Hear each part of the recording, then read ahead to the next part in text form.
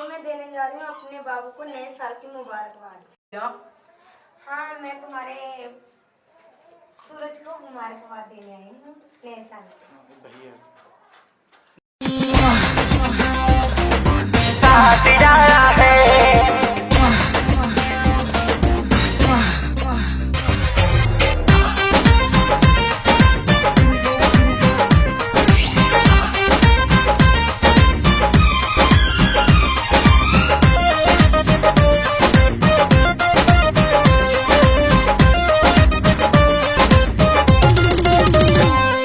नया साल में प्यार का आवाज आया है, झलक रहा है।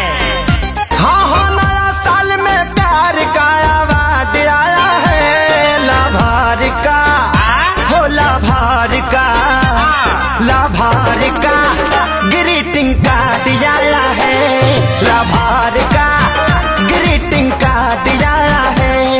ये तो खुशखबरी है। चुप चुप, खुशखबरी।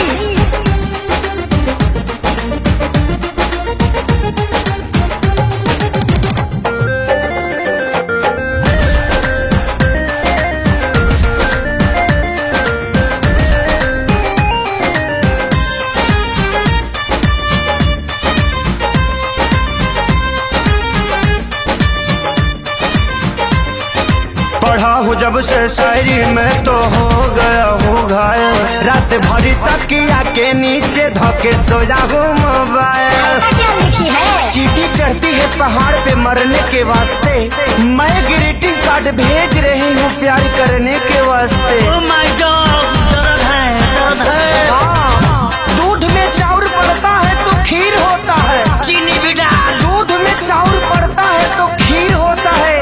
जिसके दिल में प्यार नहीं है वो तो फकीर होता है। Oh my God, फीलिंग है, फीलिंग है। बड़े दिनों के बाद उनको याद आया है।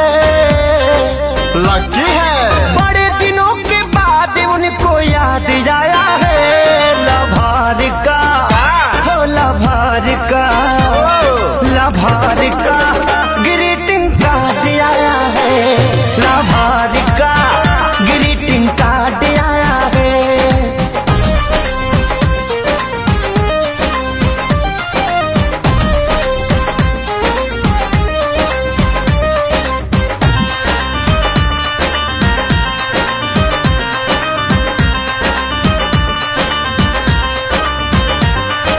जब से लेटर मिला है दिलवा मेरा खिला है। भूल गया हूँ मेरा घर का बना जिला है। छापाड़ा है रे पगला, आगाओ बॉक। भेज रही हूँ ग्रीटिंग कार्ड, चंदन से कम नहीं। महक रहा है, महक रहा है। ये जो मेरा दिल है लंदन से कम नहीं। Oh my God! चांदनी चांद से होती है सितारों से नहीं। मैं तो सिर्फ आपसे मोहब्बत करती हूँ जानू, हजारों से नहीं। Oh my God, मार ही डाला रे। रामद हाथी प्यारे लाल आजाद लाया है। सोनू आशीष के सारी ला प्रसाद आया है। लाभार का हो लाभार का, लाभार का ग्रीटिंग कार्ड आया है।